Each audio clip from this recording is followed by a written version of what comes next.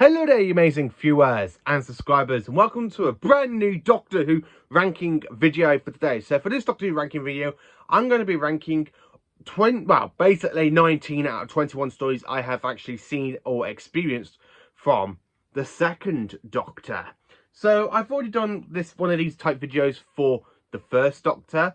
So I will put that in the link down below, so you can actually go and watch that one when you want to. So welcome to basically this video of me ranking 19 out of 21 stories I have seen and experienced of the second Doctor. So I'm literally going to put the second Doctor there for now. So when I say this, I mean I've actually experienced stories that have been animated by him lately, basically from 2016 onwards, which are absolutely brilliant because we've had full stories animated.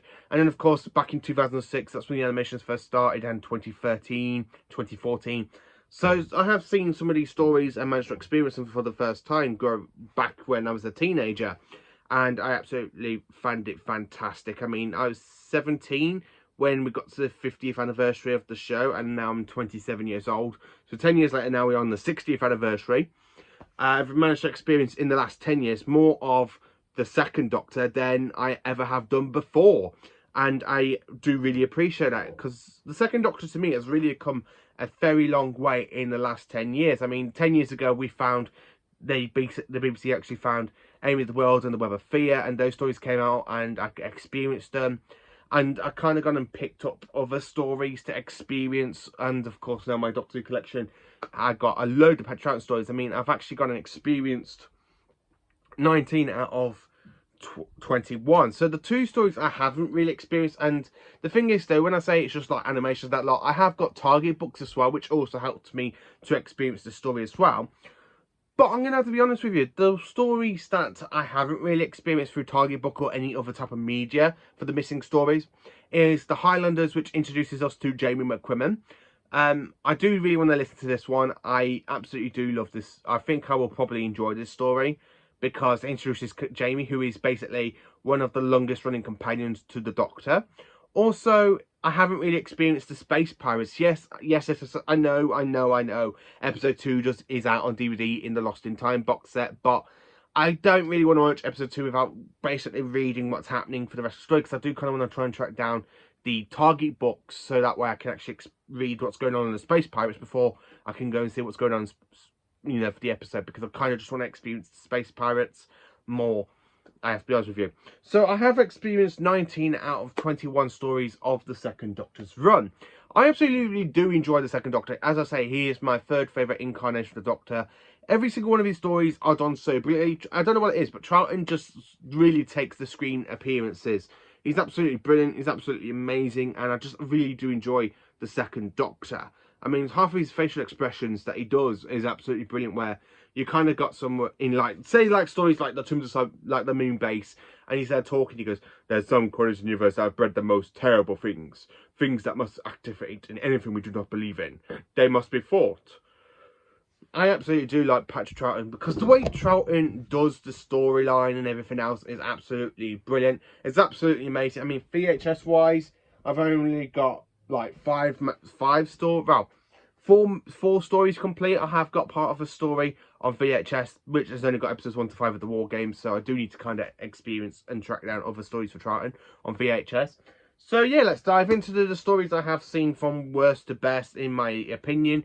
And it's nothing to do with Patrick Troughton. I think Patrick Troughton does save a lot of the stories. I mean, the story I've got in worst place in number 19, it's the Dominators. And what can I tell you about this? I really find this one a very, very boring type episode, and there's nothing really exciting about this one I can actually say. I mean, the only exciting thing about that is actually Troughton, because Troughton does save the story from January getting a bit boring for me. I mean, his facial expressions are absolutely brilliant. I mean, I love the fact when you kind of got the volcano going at the end of the story and it leads into the next story, and I do really enjoy that, and I'll talk about that when I get to the story after this story. This story opens up season 6. It's the first story to open season 6. I mean, season 6, it is my favourite Troughton season. My favourite Troughton season. I also have to admit, but that is because of the other stories. The Dominators, I do think, is the weakest link, and definitely the weakest Troughton story, I have to say. So, number 18, we have the Ice Warriors, the third story to season 5. Also, it introduces us to the Ice Warriors. Now, the Ice Warriors have been iconic. I mean, to have 4 stories in Classic Who, and then you get to Modern Who, they've only appeared twice in Modern Who, with the 11th and 12th Doctors. Also, I have to be honest with you, I really do like this story. It's got some good moments in there. There are some moments where I just kind of think, no. Like, no. I mean, the best story for the Ice Warriors I can actually ever say has got to be the Seas of Doom. The Seas of Doom. The Seas of Death. The Seas of Doom. It's a Tom Baker story. Sorry. Seas of Death. The Seas of Death is the best story, but the Ice Warriors, it's not a fantastic story. It's got some good moments in it. It's a good 6-part story. Yes, episodes 2 and 3 are missing, but they have been touched with animations, which I really do appreciate that, because it does kind of get this story kind of like back for us to see in some sort of media. I'll be honest with you. Number 17, the Underwater Menace. Yeah, I know this story has got some really bad, basically, reviews from mixed people on YouTube. I have watched loads of people's reviews on this one, but this story, it's not my worst, because since I was actually writing this list, I mean, the Underwater Menace is basically being animated, and the rumours are it's actually being animated. Yes, if I was going to go by from what I've actually only seen by the telestat reconstructions, my god, the telestat reconstructions are just terrible. Terrible. Yes, episodes 2 and 3 do exist, and they're kind of good. They're the best things about the story. I just don't like the telestat reconstructions, which is why this one's a bit lower. Number 16. The Croutons. I have to be honest with you, I really do enjoy the Croutons. I think it's a brilliant story. Not many people actually do enjoy it. I mean, I would have put this a bit higher, but with me experienced more Troughton, I have to be honest with you, I really do enjoy other Troughton stories. Small little fact for you, the Croutons was actually my first ever Patrick Troughton story I ever watched growing up with my dad. I mean, my dad used to buy the VHS tapes. He did get rid of them when the DVD started to come out, but one of the VHS tapes I remember watching for Troughton of him, and it was the very first one I actually remember watching for Patrick Troughton. Not my first ever main Troughton story, because the story I've actually watched with the second Doctor for the first time was, of course, The Three Doctors, but that is a John Pertwee story. So, for a main Troughton story, this was the first introduction I managed to watch growing up.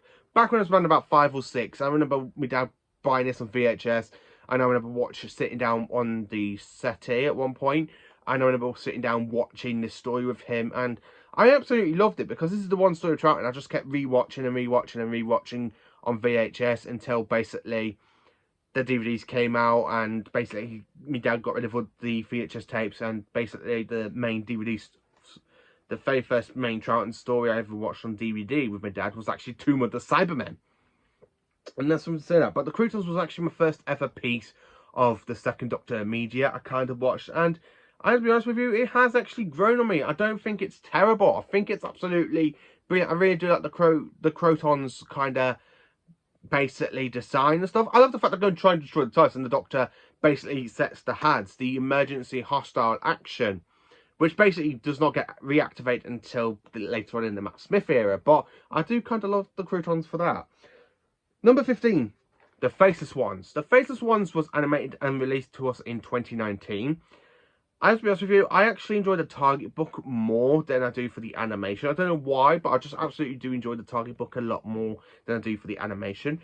But the story itself, even though it is actually missing, but it has been animated for us Doctor Who fans to enjoy, I kind of love the fact we have these shape-shifting alien creatures that basically kidnap humans and shape-shift into there, so basically they can go on random holidays in chameleon tours. I absolutely love the fact we're opening up to the TARDIS landing on the airport. You got James saying, "Look at that giant beastie," and the Doctor goes, "Run!" And basically they get, and you got a policeman, and the Doctor just goes, "Scatter!" And of course you got the Doctor and Jamie close together. Ben hides and Polly hides, but Polly ends up witnessing a murder, and it's basically just a good story. It's a good murder story, I have to be honest with you. Number 14, Fury from the Deep. Now, yes, I understand why people have got really mixed bags about this story because of the animation, because the animation kind of went for a bigger set instead of sticking to what they know about the story. I'm going to be honest with you, I absolutely do enjoy this story. I love rewatching. I really do love rewatching the animation. I mean, the black and white animation's absolutely spot on for this story, because it really gives it that atmosphere type story that this story was. I mean, the killer seaweed when it comes through the pump, like the pumps of the sea base. I really think it's that, and it's a good base on Tracy's story, and the way Victoria just basically screams is absolutely brilliant. Yeah, okay, Victoria does kind of like say, oh, she wants to stay with the main people at the base, but yeah, you know, it's a kind of a good story, I have to be honest with you. Number 13, The Enemy of the World. Now, you're probably wondering why have I put this in 13th place. Well, I'm going to be honest with you. I do enjoy it. It's a really great kind of like James Bond type storyline. Patrick Troughton really nails down the Second Doctor, and he does really nail down Salamander. But I just get too put out of this story. I mean, when it comes to episodes 3 and 5, I really think they drag a little bit. Where episodes 1, 2, 4, and 6, I think they are great. But 3 and 5, I just feel like they just absolutely drag out a little bit, just for the panning wise, and I don't know. I really hate to say that story, but the Enemy of the World. I remember watching this when it first was refound and released back in 2014. I had so many appreciation for it, but watching it back now, I just absolutely think, yeah, you know what? It's a good story. Everything is absolutely brilliant about it. It's a very action-packed story, but I really think episodes 3 and 5 just kind of drag a little bit. Number 12. The Wheel in Space. Now, I only managed to actually fully enjoy The Wheel in Space thanks to BritBox last year, because I only got BritBox last year, I'll be honest with you, and when I saw they had the Wheel in Space, I thought, you know what, it's one story I really want to watch for season 5, and I have to be honest with you, the telesnap reconstruction for episodes 1 and 2, 4 and 5 are absolutely brilliant. I really love listening to it. I really love watching the clips they use for the telesnap reconstructions. 3 and 6 are the only two surviving stories of the serial, but my god, it's absolutely brilliant. When you've got the Cybermen coming through the door in episode 3 going, "You shall be destroyed," and the Second Doctor goes, "I imagine you had orders to destroy us." I just absolutely love the Cybermen, and it also introduces the Cyber Planet for the first time as well. Number 11, and I'm sorry to say this, another sci-fi guy, but number 11, the Moon Base. Now, I probably have a load of people pointing their guns right at the screen right now, but hear me out. I would have put this a bit higher, but I just really enjoy so much more Troughton stories than I do for the Moon Base. Yes, the Moon Base, it's a brilliant base on Tracy's story. Yes, it introduces us to the Cybermen for the second time, because this is the second story ever to appear as the Cybermen. It's also a brilliant story because you've got the Cybermen basically trying to interfere with the moon, like with the weather control that's on the moon, so that basically controls the whole entire weather on the Earth. I just think this story is absolutely brilliant, but there are so many other Troughton stories I just have to put above this one, because yes, this is from season 4, but I just absolutely love so many more stories above this one. I'm sorry to say that, I really am. Number 10, The Mind Robber. Now, The Mind Robber, I absolutely love this one because it's an interesting 5-part story. Now, most people get bored when you introduce them to 60 stories because they're black and white. Me, on the other hand, I actually introduced this to one of my friends back in primary, secondary school types. I do remember introducing this story to a friend at the time. I have lost touch with him It's been ages and been ages and been ages.